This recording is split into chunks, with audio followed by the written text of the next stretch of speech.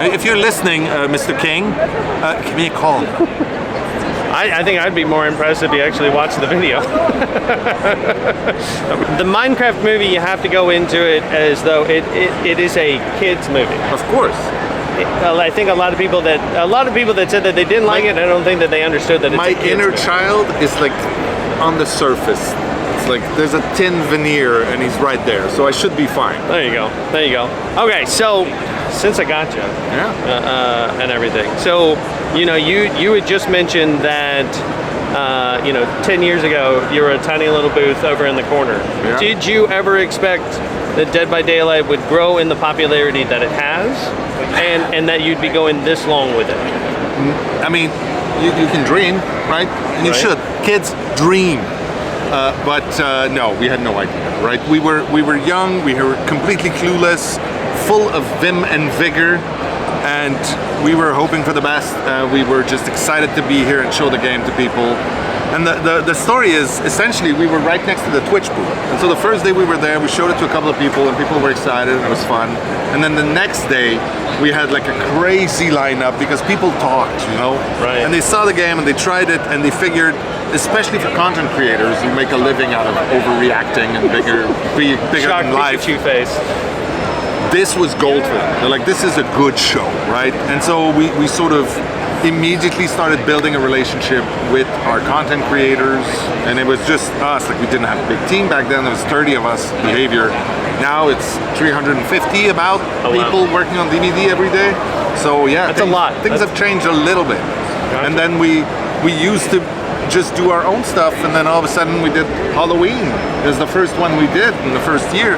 And it sort of opened the door, and today we're talking about Five Nights at Freddy that we're just bringing in, and a bunch of other stuff. So that's tomorrow.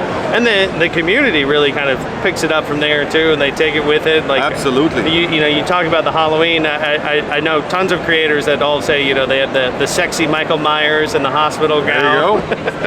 And that's the thing. We always tried to be as close as we could to the source material, because it's a love letter to horror.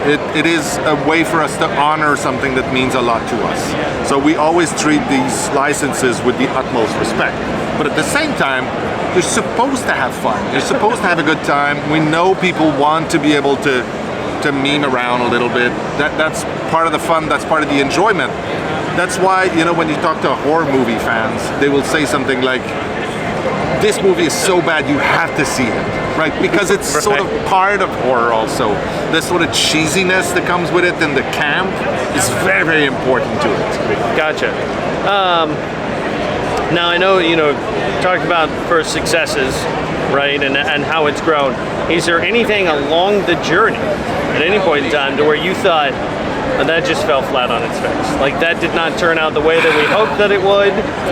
It's a very good question. And it's okay. It's nothing. No. There's been missteps along the way for sure, and learning experiences. But way back in the first year, when I was still producer on the project, right? And before we had the store, before we had so many things, I pushed really hard for us to create what I thought would be the most successful content we had ever done, and it was called The Head Case, and I thought that was a very clever play. And it was just a bunch of heads for our characters, the cosmetics. Okay. And you don't remember. Nobody remembers. No, I don't remember. It just went under the radar. Nobody gave a shit. And I'm like, you know what? It's okay to mess up sometimes. And you think it's going to be big and nobody cares. And you're like, okay, you know what? Move on. Learn and move on. Right. But yeah, there's a couple of examples. Okay. Was there anything that you thought wouldn't have done well, but it actually turned out to be the exact opposite, that it just went and picked up like wildfire? There's details that took a life of their own, right? Okay. Morris, the horse that we have in the chapel. Right. There's a one-eyed horse that's just part of the scenery, right? Right. He became... You have to bet him. That's it. Like, it became so big. And details, like Boop the Snoot, right? When you meet the pig.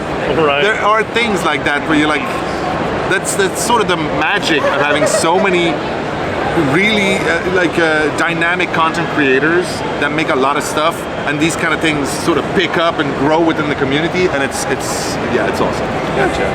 So, last question, because I don't want to take up all of your time. Yeah.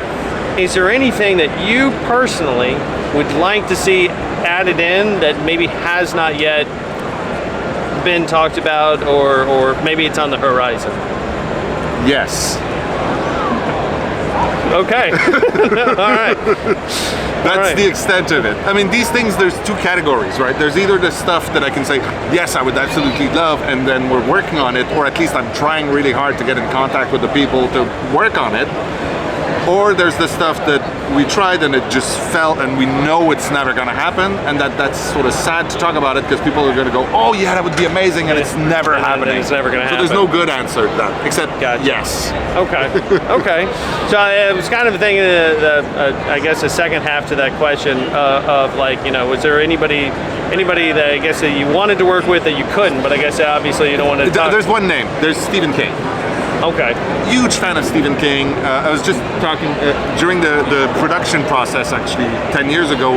Both Dave, the creative director, and I were rereading the whole Dark Towers book series, which is amazing. If you haven't read that, go ahead. And then, but the thing is, I believe, that's what I hear, Stephen King doesn't like adaptations for the most part, which is absolutely fair. His books are amazing, and that's the medium for his stories, and he doesn't like adaptations. Whether you like his movies, the movies made around that or not, doesn't matter. Right. He doesn't, for the most part. And he famously doesn't like video games. So it's really a tough call to try to get in touch, and honestly, I think he doesn't need that, right? Right. So there's very little we can offer. Is it a definite no, or is it Very more likely. like a comeback? I'll keep at a dreaming different about time? it. Okay. But I don't think it's ever gonna happen. Fair enough. If you're listening, Mr. King, give me a call. I think I'd be more impressed if you actually watched the video. I'll be honest.